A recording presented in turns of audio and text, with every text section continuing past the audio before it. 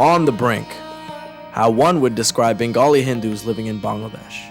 75 years of agony, it is a story of millions of subjugated people.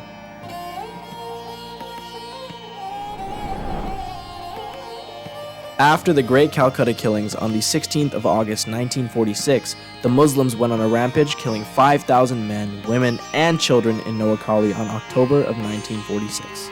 The killings and pillaging of Hindu women, homes, and businesses continued for 1 month until Mahatma Gandhi visited NOAKHALI and stayed for 4 months in NOAKHALI to alleviate the pain of the victims. Attacks against the Hindus did not stop in East Pakistan, with the radical Islamists again going on a rampage, killing unarmed Hindu, Christian men, and elderly women in a series of massacres at the river port of Muladi between the 17th and 20th of February 1950. In this series of massacres, armed radical Islamist mobs went on rampaging against the active connivance of the Ansars and the police. In 1964, Abdas S. Khan, a Bengali Muslim who served as the minister of Ayub Khan's government of Pakistan, declared that he wanted to skin alive Hindus and make shoes out of it.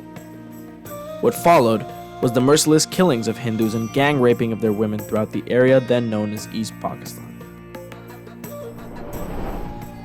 The excuse for the 1964 killings of Hindus were that someone stole Prophet Muhammad's hair in Kashmir. Because of this, radical Islamists went on a rampage, killing Bengali Hindus and Garo indigenous people while pillaging their women, homes, and places of worship.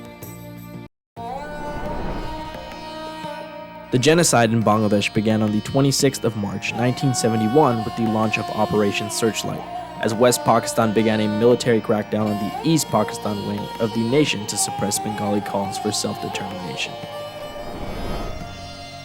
During the 9 months of the Liberation War, members of the Pakistan Armed Forces and supporting pro-Pakistani Islamist militias from Bangladesh Jamaat-e-Islami killed 3 million people and gang raped more than 400,000 women and girls.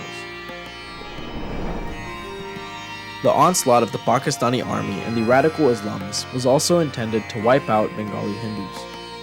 The actions against women were supported by Pakistan's religious leaders who declared that Bengali Hindu women were Goni Motor Mal, which is Bengali for public property.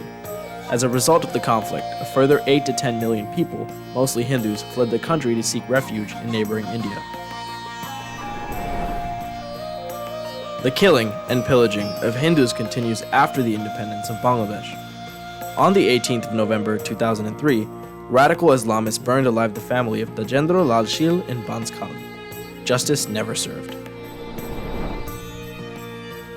During 1990 and later into 2000 to 2008, radical Islamists went on rampages against Hindus throughout the country, killing Hindu men, women, and pillaging Hindu women, girls, homes, and temples.